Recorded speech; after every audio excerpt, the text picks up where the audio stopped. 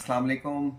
आज हम बात करेंगे कि हम कैसे कैसे अपनी ज़िंदगियों में एंटीबायोटिक का मिसयूज़ कर रहे हैं और उसके हमारी लाइफ पे क्या नुकसानात हो रहे हैं। जब हम बचपन में थे तो हमें बहुत कम एंटीबायोटिक इस्तेमाल कराई गई हैं क्योंकि ऑप्शन ही नहीं थे। ज़्यादा से ज़्यादा सेप्ट्रॉन और अमॉक्सिल, और अब हमारे पास बेशुमार एंटीबायोटिक्स हैं।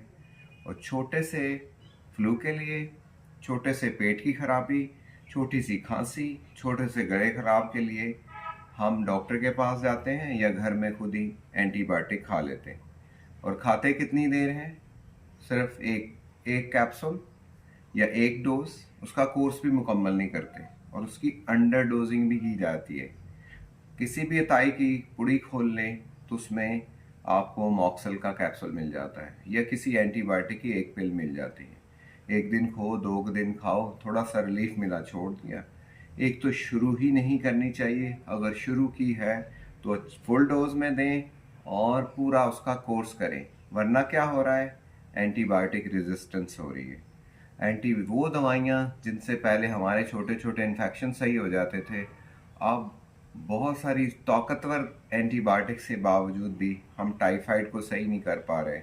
हम बहुत सारे और यूरिन के इन्फेक्शन को सही नहीं कर पा रहे। तो एंटीबायोटिक का ध्यान से इस्तेमाल करें। एक तो पैसे का ज़िया है, दूसरा आपके सेहतमंद जरासीमों को भी ख़त्म कर देता है। छोटे मोटे इन्फेक्शन को हमें बर्दाश्त करना चाहिए। तो आज के बाद हल्की सी खांसी, ज़रा से फ्लू और गले ख़राब के लिए एंटीबायोटिक यूज़ ना करें। अपनी सेहत का ख्याल रखिएगा।